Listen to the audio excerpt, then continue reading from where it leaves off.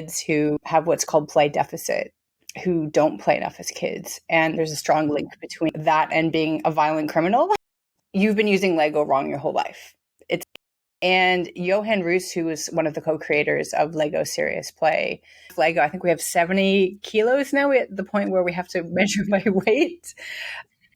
So I asked Mark Zuckerberg that, and I said, now that we have seen all these problems, are you going to update Facebook and change it to make it more in line with how people want to manage their privacy and their identity? And he said, and this is the part that really made me go, blew my mind, brain exploding emoji, changed the direction of my PhD thesis. And so my name is Kate. I'm a Canadian who lives in Australia. And I would say that I go about life in a pretty weird way. So this podcast definitely appealed to how I live my life. I definitely, weird is the embodiment of who I am. I don't know how to be anything different. And I've always felt as a weird Canadian, which is why I branded myself this. I just recently I realized that it was a really good branding tactic because the name is just iconic, and I didn't realize that when I picked it, but now I'm glad I did. Can you tell us a little bit about your your professional background? Sure. So I wear a lot of hats, but I would say the biggest thing that I'm known for is being professionally playful and professionally curious. And as my speaker agent just recently told me, I am apparently the most widely regarded Lego Serious Play expert in Oceania. So that was a huge compliment to hear that. And sometimes you need to hear that from other people. And I still am kind of imposter syndrome about that, but I feel like I'm going to own it. So I help people to play and be curious, which unfortunately still, I think play is still a bit of a weird thing for adults to do. But I have used it in many different things in my life that, despite maybe being weird, have helped me be on excellent adventures and had great outcomes. So can we dig into that a little bit? Why do you think adults have a hard time just playing? Well, I've asked that question of a few people because I wonder that myself, because I don't understand. There's sort of a joke with my friends that I don't have an inner child. Like my inner child is just outer. So I kind of am I don't understand why. So I'm constantly asking people. And Johan Roos, who was one of the co-creators of Lego Serious Play, which is my favorite methodology, I asked him about it because he's this very serious European business professor and, does all the things to be taken seriously, all the credentials and the suits and all of that. And I interviewed him for an article that I wrote and asked that question, why do you think that is? And he basically says that it's because sort of industrialization, we work and play became separated. And so by definition, play cannot be serious. It cannot be something useful. It cannot be productive. It's something you do when you're not working. So it's this kind of thing that I think has really shaped, at least in the Western world, how we think about play. And so it can never be this thing that is useful and powerful. But there's research as well looking at kids who have what's called play deficit, who don't play enough as kids. And there's a strong link between that and being a violent criminal. Don't you know? Not to say that that's going to happen, and not to say if you don't play, but it's really to say that it's such an important thing for being human. It's not a waste of time. How could it be a waste of time if it's the thing that, helps you to be, develop emotionally and have all of the things that we, want to have in adults. That's very fair. I was definitely one of those kids that grew up trying to be more adult than kid. And now, well, it actually was fascinating because when I was a kid, I grew up just trying to be as an adult as I could be, proper, well-spoken. And then as I grew up, it's just the more and more I just wanted to be a kid. I just wanted to play, just wanted to have fun. And honestly, I did 10 years in corporate where work is work and it was brutal. And now all I do is sit and talk and have fun with the people, my guests. And I can't see anything different. Like, my fiance's like, we need to be bringing in money. And I'm like, I don't understand how to go back to the work, how to go back to a work setting where it's more about making money than it is about play. It's just weird.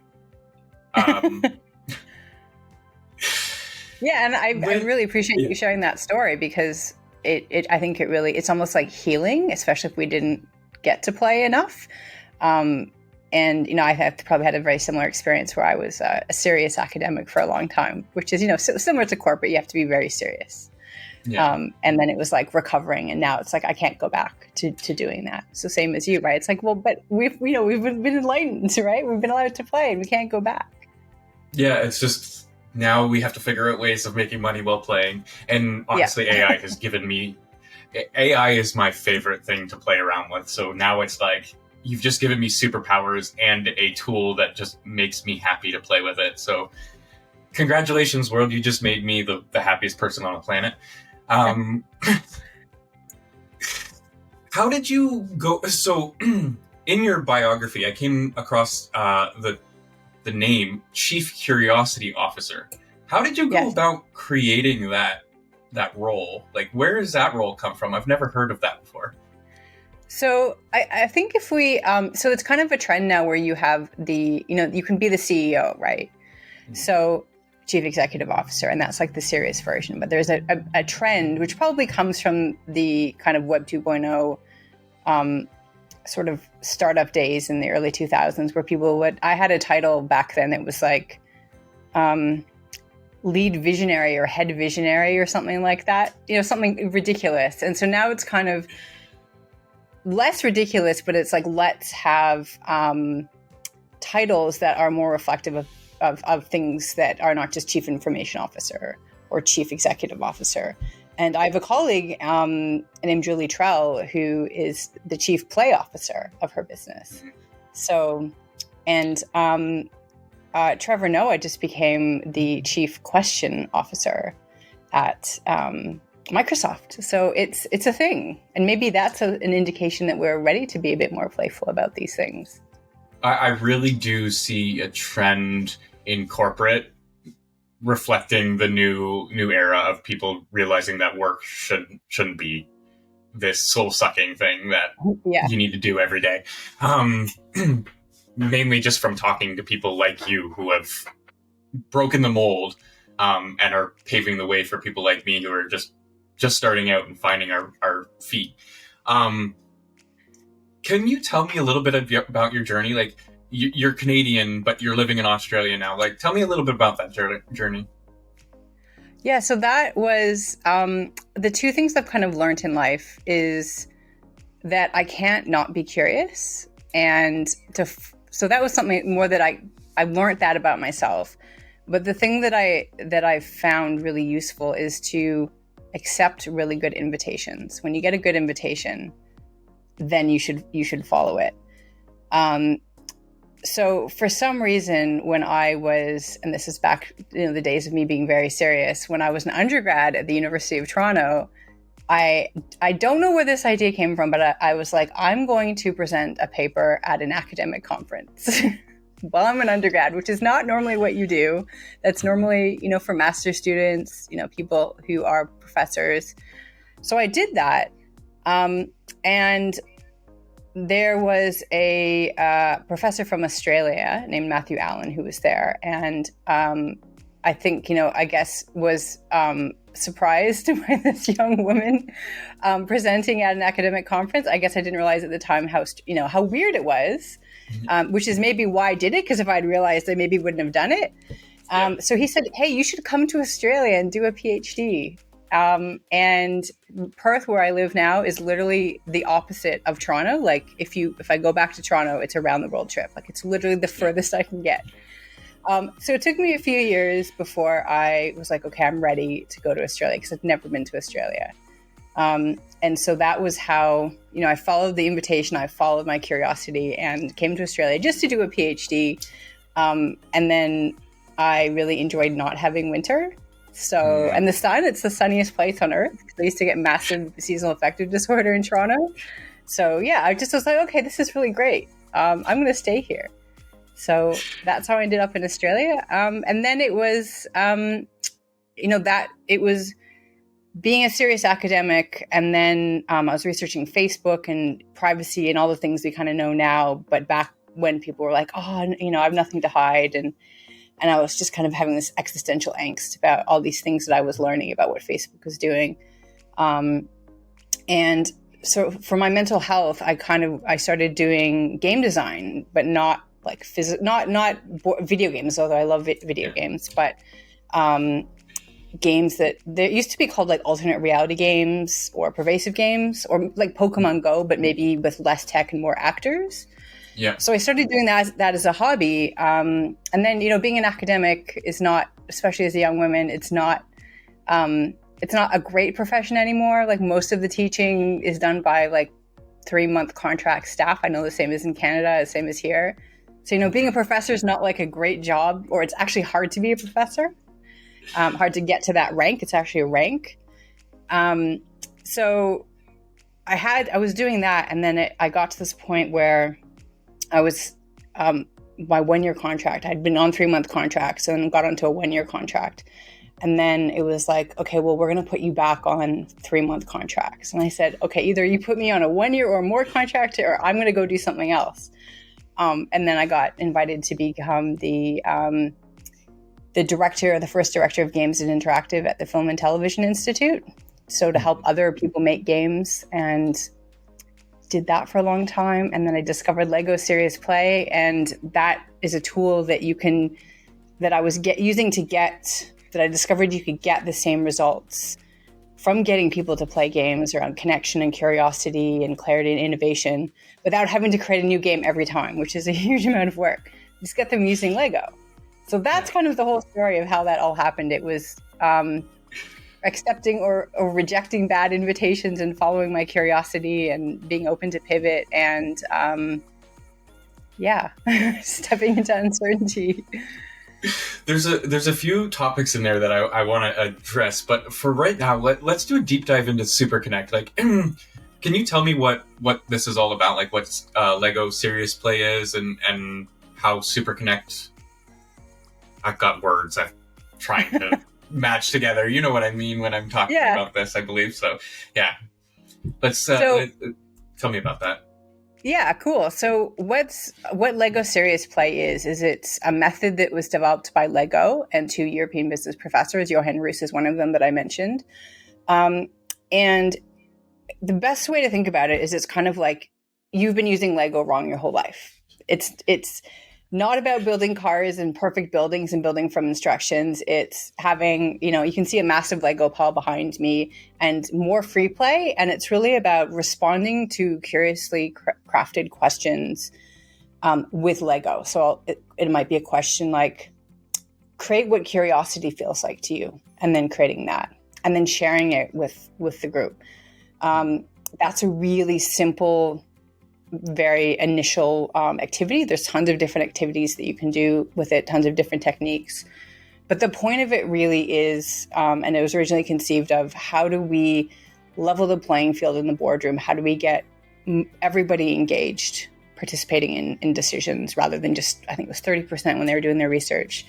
How do we get everybody engaged? How do we make sure that regardless of your learning style, are you an introvert? Are you an extrovert? Are you, do you prefer tactile? Do you prefer verbal? Are you the CEO? Are you the intern? Everybody can participate. So and it seems really simple, but once you try it, it blows your mind, the things that happen. I've seen so many incredible things. And what's extra cool about it is that it's open source. So if you know from the open source world, from software, it's the same idea as the software is free, the method is free. But if you want help to learn how to do it, or to have someone run a session for you, that's when you have to pay. So what's great about it is that you can do what you want. You can innovate. You can mix it and remix it. So Superconnect is my sort of add-on to Lego Serious Play, which optimizes for human connection, as the name implies. Mm-hmm. So you can use that to improve better business, to have better business outcomes. Because if people are feeling connected and trusting, you get better outcomes. But it can be used for things like dating, which is what it originally started out as a tool for dating. But it also helps people. It's designed to be around psychological safety and helping people to feel safe, helping, really designing for inclusivity and belonging. So it's really adding in or bringing in use cases for the method that maybe didn't exist when it was created in the 90s. The world is totally different, right? The post-COVID world is so different from the 90s. So many things have changed. So it's adding in these things that we now want. And I think Lego Serious Play in itself, it's a fabulous method and does a lot of those things, but it's kind of just adding them in or making them more obvious, or just adding in techniques on top of the method to enable those outcomes around connection and safety.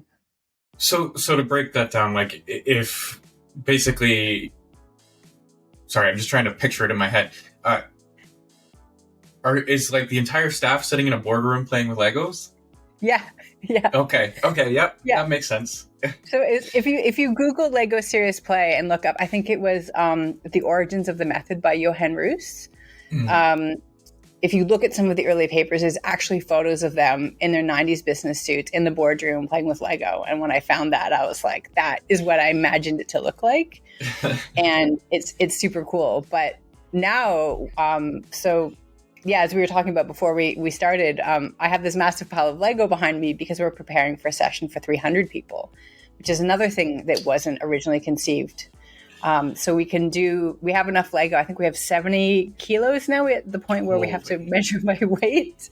And so you can work with really large groups of people and do really powerful things with people just building Lego together around well-designed I feel like our government needs to start implementing some of these things.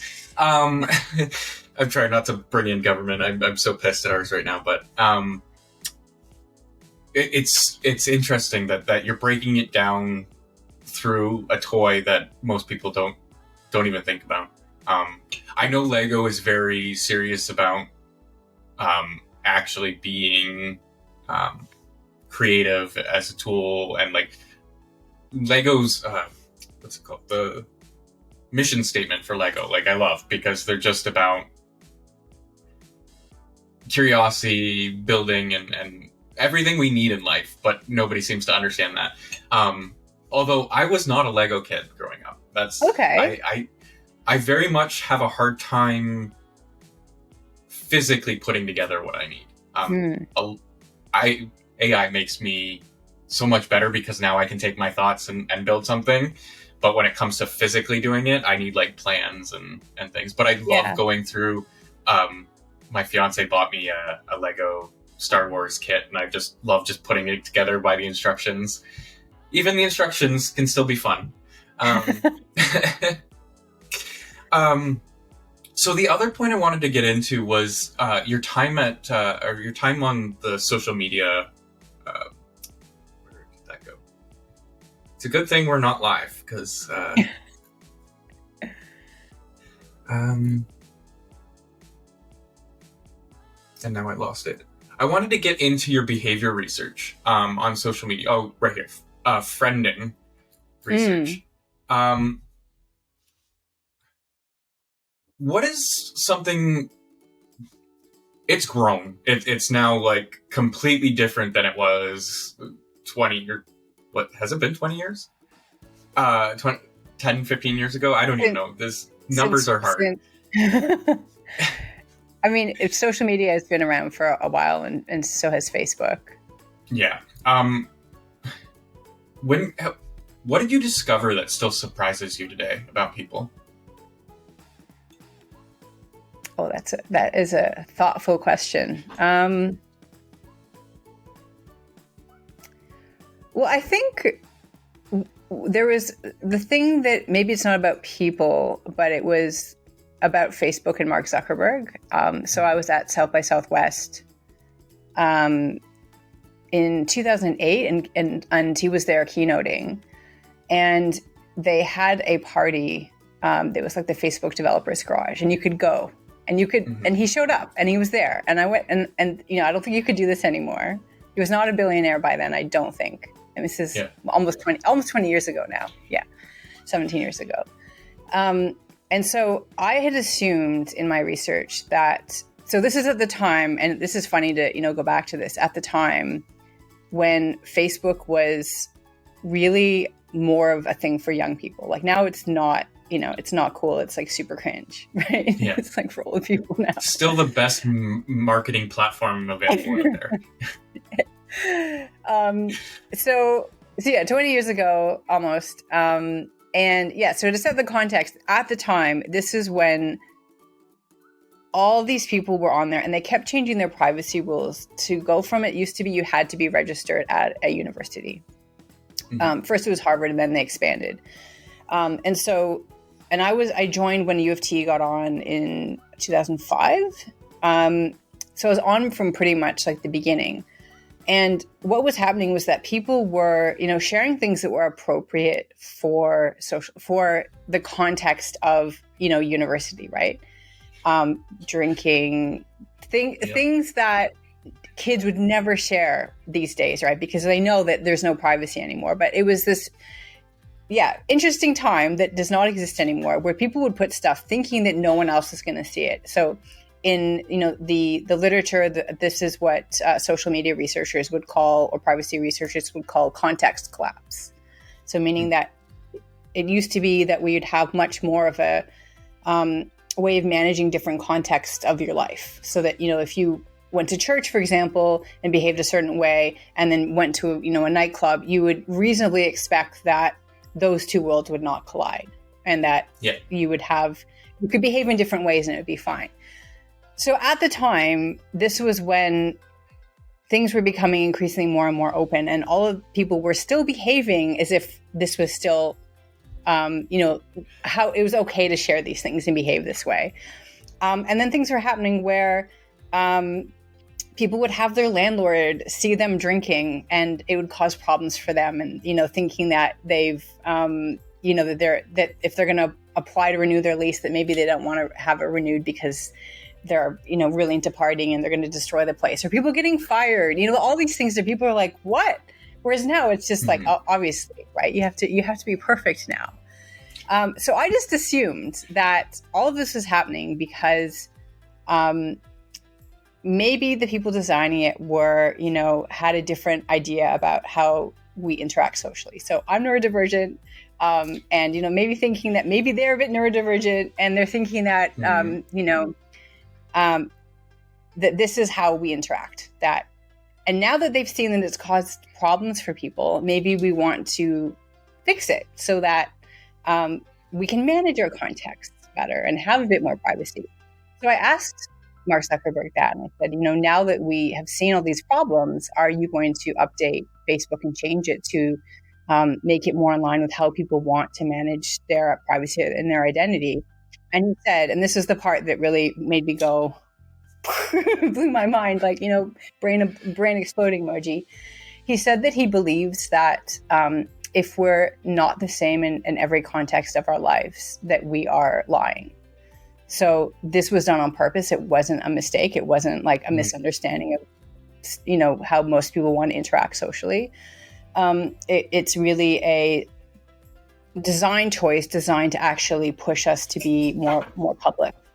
And so this kind of like changed the direction of my PhD thesis. And I started looking into Facebook's privacy norms and, public statements that he'd made, like that Zuckerberg had made about privacy, and really learning about how the site has been designed to, and consistently, strategically designed to get people to be more public on the internet. And again, if you think back to then, like 20 years ago, people would use handles and they'd play with their identity, and they'd use, different images and avatars. It was a really different time on the internet. Yeah. So they've succeeded, right? We're all being our real selves all the time. And what's happened, unfortunately, is that I do fondly remember the internet being this place for weirdos. Is now like where you go to be, you have to be normal and perfect and kind of a bit mid, really. And so, yeah, unfortunately, I don't think that has played out well. I don't think it's good for anybody's mental health to be worried about how anything is going to be all the time. And maybe that's why kids are obsessed with the 90s. Yeah. These are back. They they look back and see the time when you could have privacy because no one was going to take a photo of you doing something stupid at a party when you were 15. Put it on the internet. It's funny.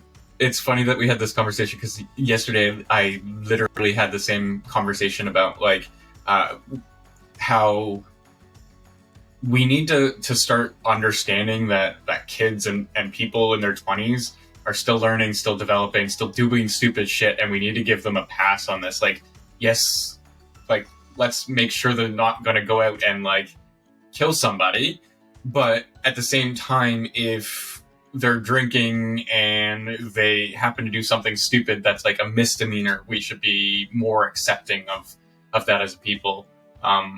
Because I told him about how when my grandfather was a kid, he and his friends stole a beer truck thinking there was a whole load of beer, drove it 5 miles down the road, find out that there's no beer in the truck, and just bailed on the truck. And it's like these things that kids do that were acceptable, but not talked about, like out of context. It really did help them grow into better people because they understood, oh shit, I did something that could get me in trouble, and then reflected on that and went about bettering themselves, as opposed to now where you actually get firm punishment canceled for these stupid things. Yeah.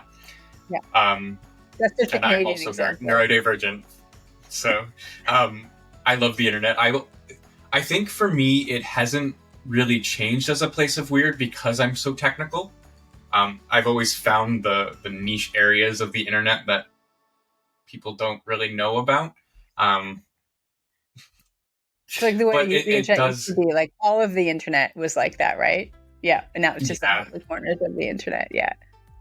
I am hoping with Web3 and hopefully with Web5 and the AI revolution, we're going to get more towards that. Like I think my goal, I want to build an AI that's personalized to everybody, like can be sterilized and handed off, small enough that it works on your phone, gives you enough that lives your context, your life. But I want to give that to everybody purely because I think we need a barrier of privacy. I think we need a manager throughout our entire lives that just says, no, I'm not going to allow you to do that, and explain why, as opposed to like throwing away the key. But yeah, I really missed the privacy area. But I'm coming from a guy who was a troll, like lived on the internet. You couldn't find me for the past 30 years on the internet because I knew how to hide myself and was scared of ever showing myself. And now I'm out here throwing everything out in the planet. I came across something that you talked about. You've said that curiosity keeps us alive as a species. Can you expand on that? Well, I think if we look at it really, what I would say kind of like from an evolutionary perspective, that maybe sets us apart. I think, we're kind of curious monkeys, right? And sometimes it's not always a good thing, right? We have to manage it.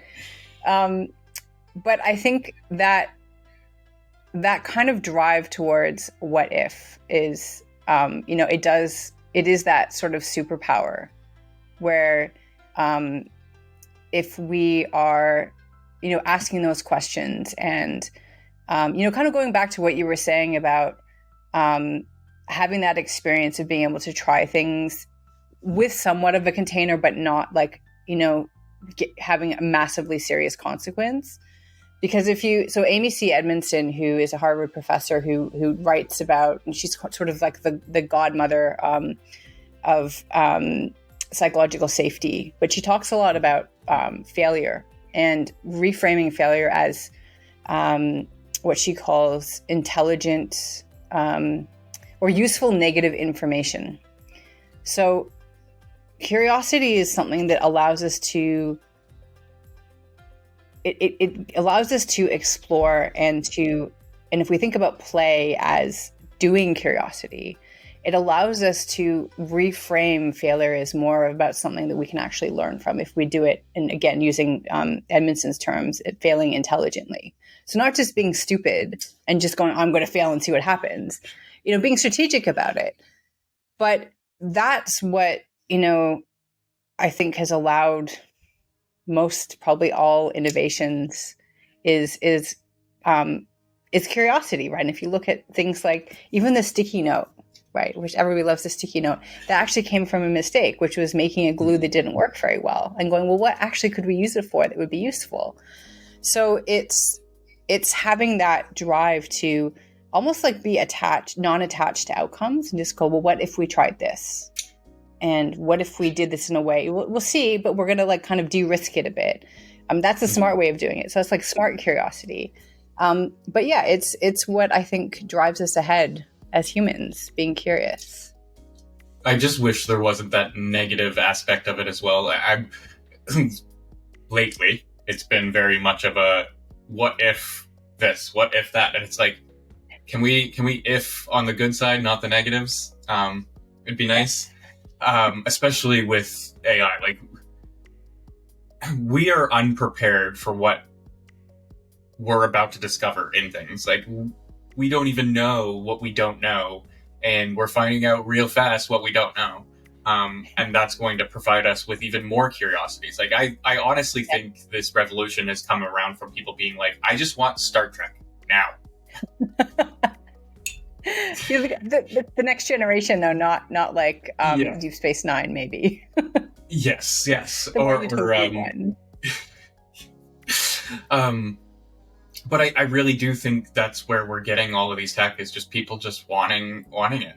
Like I just saw Neuralink's brain eye interface where it's actually like they want to make it like Gordy's head visor, and I'm like, these are coming straight out of science fiction novels. But then at the same time, I'm also like echoing Asimov and saying like our governments are just bureaucratic empires that are waiting to crumble. It's weird how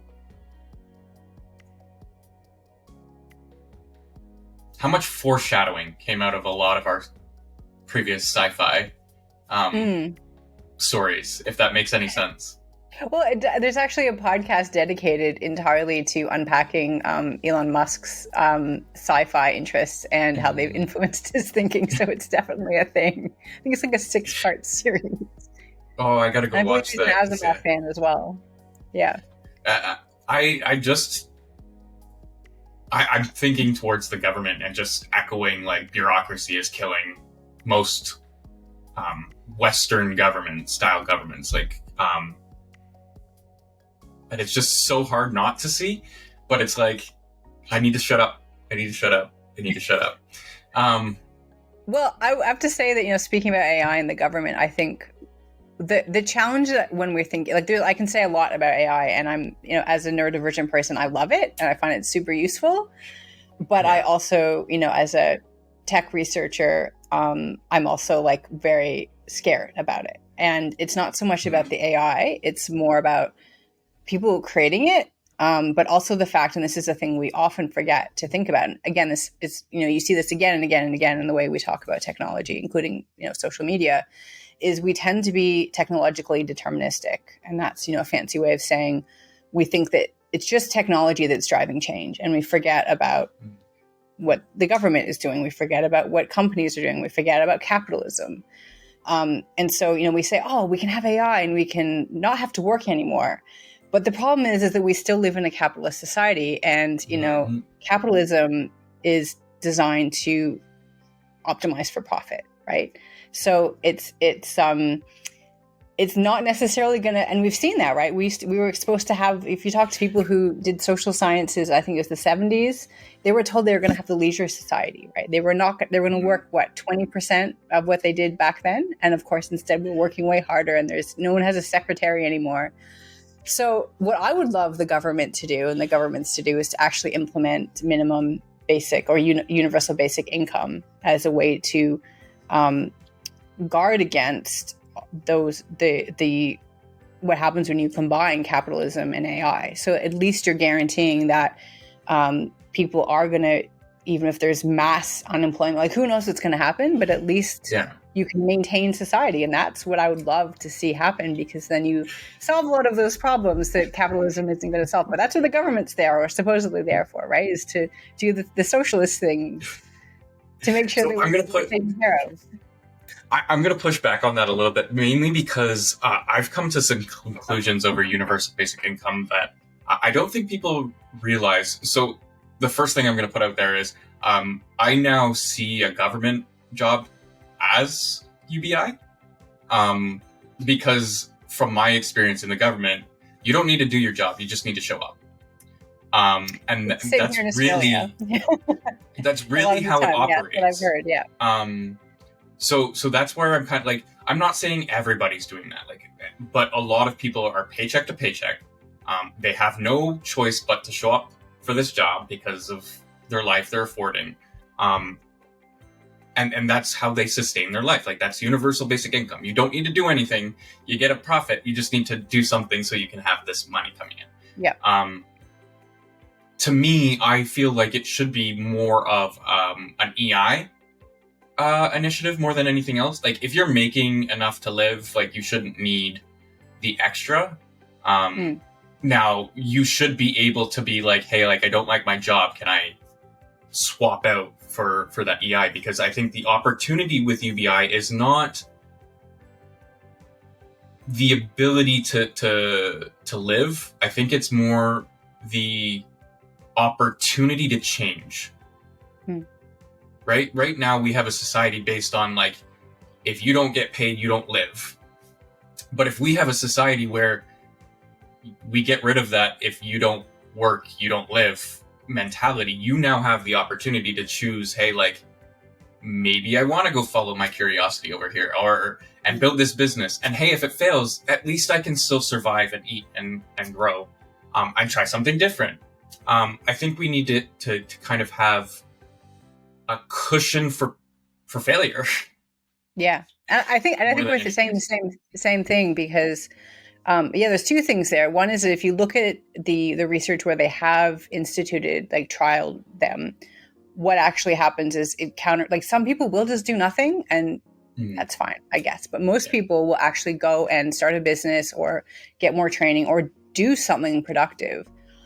So there's that. But then there's also the other side of it, is that if you just give everybody universal basic income, the savings of not having to have a whole bunch of civil servants making judgments about who should get it or not, and administering, do you get this, do you get this, do you get this? So it actually kind of makes the government more efficient, I would say. So I didn't think about that. Yeah, there's two counterpoints to that. we are. So I do remember there being a news article that Saskatchewan is looking into it. I'd be interested to see how they're going to handle that. But everything right now is like a test, I feel. Yeah. And it's definitely, nobody knows anything.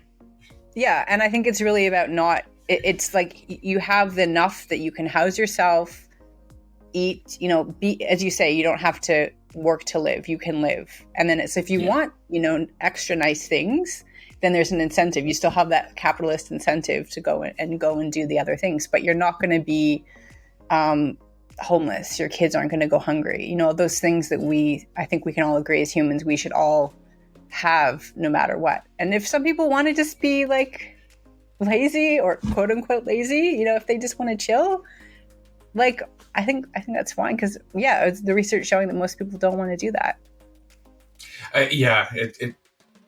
I think it's more about giving people agency and allowing them to really figure out what they want in their life more than anything else. Yeah. Because we and I think grew up in what it's doing. Yeah, we grow up in a society where it's like you're determined of what you're doing from even a child. Like you're told as young as you can remember, hey, like figure out what you want to do in life. And it's like, I didn't even figure out that I liked doing this until I was 33 years old. Like how was I supposed to find that when I was a kid? I think we need to like give a little bit more room for growth. Yeah, no, I wonder if UBI would help that as well, because it's like if you want to be an artist and you're, that's your passion and you're willing to potentially risk, not having fancy things, but you get to be an artist and do what you love, it de-risks it, right? And then, maybe because I find that most people who do actually follow what they really love end up doing it so well that they become successful in a financial sense as well. So I think that allows it to be, well, you don't have to figure out what you want to be when you grow up so that you can live. You can just be a human, right? Which is like profoundly radical in a weird way. And it only comes with the innovations we've had, because I've been talking about this as of late too. We live in an era of abundance, but we don't act like it. We have the ability to feed the entire planet, to house the entire planet, to do things properly. We just don't. I think we're getting back to, now that we have the ability to create things anywhere, grow things anywhere, build things anywhere, have tech anywhere, like we can now work towards a society that actually works for us, I think. The biggest things that I see coming are local grocery stores becoming local again, because you can now have sustainable distribution within a local area with no power, no anything, infrastructure. I think small cities or small towns are going to boom because of the innovation that's coming out in the next 10 years. What do you think? How do I phrase this? How do you think people should be building? Wow, I'm really out of it today. I apologize. Good. I just started thinking about, I want to build a business like my grandfather. Like he used to have a family, but not a family-run business, but he used to be the guy who made sure everybody on the staff was good. Gave the day off if they needed it. Like, how do we get back to organizations that actually care about people and employees? Like, because I think that's kind of one of the biggest things I see today is the lack of family-oriented businesses where you are a family at this business. Yeah.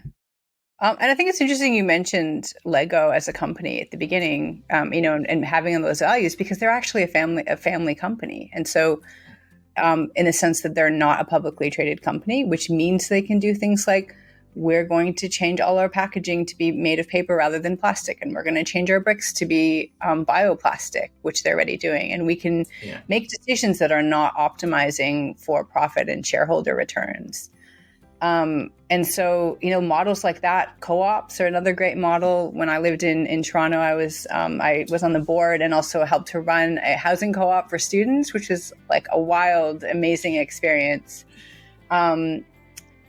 And so, the models are there, right? So you don't have to be a public company.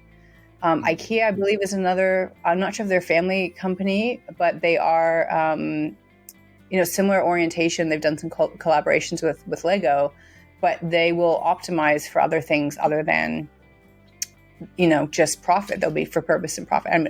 The business I run is a social enterprise, which means that we are there to make an impact, and we want to work with people who make an impact. And we do things like give away scholarships and, other low cost or no cost trainings for people, so that we're not just trying to make the most money possible. We're trying to make an impact. So the models are there. And I guess the question is, how do we get people wanting to do those models again? And I'm not sure what the answer is to that.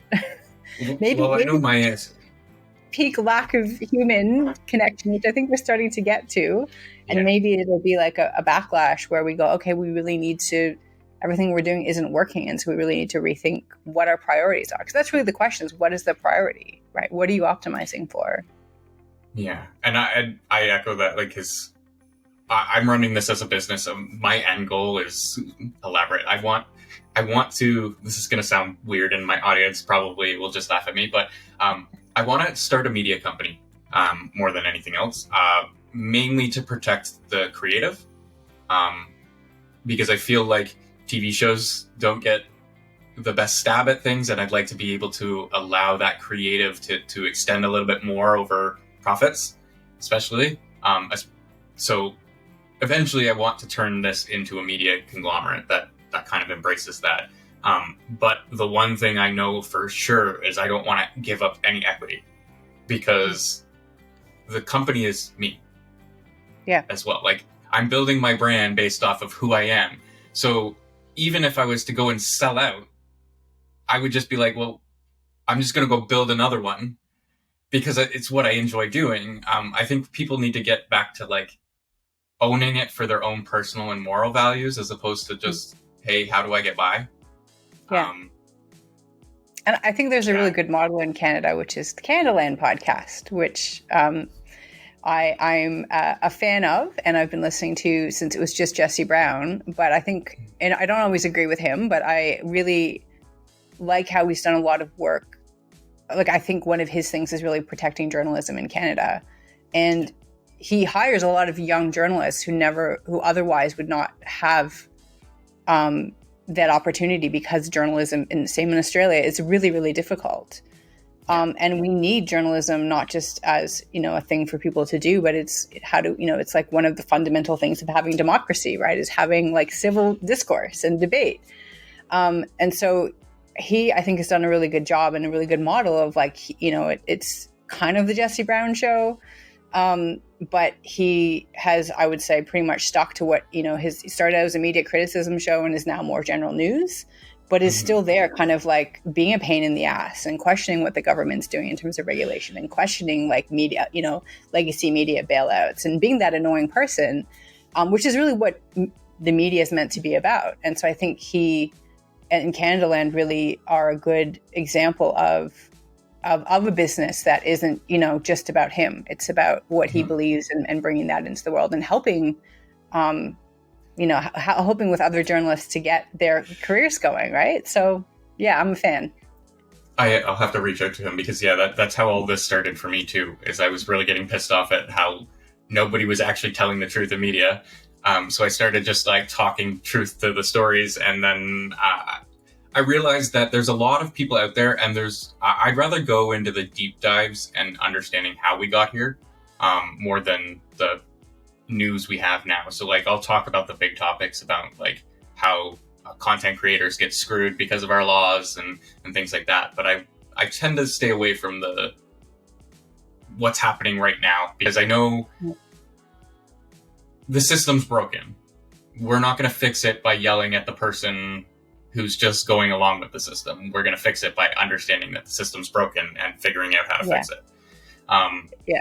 And I think the metaphor I love there is like, you're on this crappy boat and the boat sucks and you're like, well, and the boat's on fire. And it's like, well, I could, try and fix the boat, or I could make this like super awesome party boat and make it so that people on the boat that's like sinking and on fire want to join the cool, awesome party boat. And I think, again, thinking about what Jesse Brown did, like he was ex-CBC and, long time, again, fan of the CBC. It's been gutted. It doesn't really, it's kind of losing. I remember I listened to the Golden Age with Peter Zosky. But he was frustrated with what was happening there, and then ended up, starting Canadaland to sort of like, well, it was his own party boat. And, did things like break the Jian Ghomeshi story. He was one of the people that did that. So, yeah, it's it can be done, and it gives me hope. It does. I really see that changing, especially in Canada, because people are starting to wake up to what's been going on. I'm run out of questions, and I'm kind of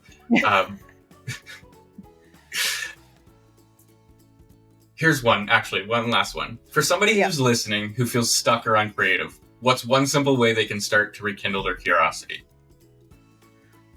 Oh, that's a good one. So I would say what I like to do is make games of things, because I think we're often like, oh, I'm not going to do that because I can't do it perfectly, or it's too hard, or whatever, all these things, right? So how do we kind of like hack our brains to try something new or do something without it feeling like horrible? So I like to make games for myself. So it's like, can you make it a game? Can you challenge yourself to try something new, and just to see what happens? Like, maybe have a conversation with someone that you weren't going to otherwise. Maybe just like research a thing that you were curious about. And it's almost like there's this idea of the 15% solution, which is, what can you do right now that doesn't require any more permission from someone, any more resources, any more money? You can just do it. And that's enough in itself. And the other kind of thing that's the trick, I think, is going, even if you try something and you sucked at it, you still win your game. So I had this game for myself where I would, if I felt scared of doing it, even though, it had to be something I wasn't going to actually die from, right? So I still was going to be safe, but it was something that scared me. And so that was a really great challenge. And then the ultimate boss level of that was, a friend said to me, go to so Fremantle is sort of this town here that's on the coast. It's near Perth. It's like a smaller coastal town. So it's a little bit fun. It's probably like Austin, similar to Austin in the US. I'm not sure what the equivalent in Canada would be. It's kind of fun, hippie town where you can go and have interesting conversations. So he said, go there and have 5 non-transactional conversations with strangers. So that means like you can't go and order a coffee. That's transactional. It has to be completely cold. And I'm really actually an introvert. So this is like the worst thing ever. But I'm like, okay, I'm going to make this a game. I'm going to go and do it. And I had 5 conversations. Some of them were super awkward. Like one person, his girlfriend thought I was hitting on him. It was like in a crystal shop, and I said, what's your favorite crystal? And then I was in a bookstore and staying in the philosophy section, said, are you a philosopher? And I never would have done that. But what I found is that people are actually really wanting to have those conversations and mostly don't think that you're super weird. And then the last conversation I had was with this guy. I think he's like a proper internet YouTube dude named the Disco Bunny, who's like was YouTube viral at the time. And I think he's kind of retired a bit. But he was just dancing in the street with like this pink leotard and sparkles. And I was like, who is this guy? Like, this is amazing. So I waited for him to finish and had a chat with him. And I never would have done that. And I had a podcast at the time. He ended up being my first podcast guest on this new podcast. So I had no expectations. It was just, I'm going to try and be more curious about having conversations with strangers, and amazing things come out of it. So, even if you don't have that happen, the fact that you're like, I had 5 conversations or whatever it is that you're feeling is a challenge or scary, whatever, you win because you did them. And then it gets easier every time. So it's like a little trick. That's very fair. And I thought of a prompt for the audience. If anybody wants it, I'll add it in the description, just of something you throw in AI to make your idea a game. Yeah, there you go. And that's an easy 15% solution, right? Yes. Can you just give the audience where they can reach you, or plug anything that you'd like before we end? Yeah, so you can go to Raynes-Goldie.com, which is just my full name.com. I'm very active on LinkedIn and post a lot there if you want to come and connect with me there. And we started doing training in Superconnect method online. We should be announcing our next one. I think we're going to do one more this year. So if you're interested in that, happy to have a chat. I love talking about Lego Serious Play and Superconnect. I can talk about it for hours. So yeah, if you're curious, just get in touch and we can have a chat. And I'll make sure to link everything down in the description below for everybody. Thank you very much for coming on. Stay weird.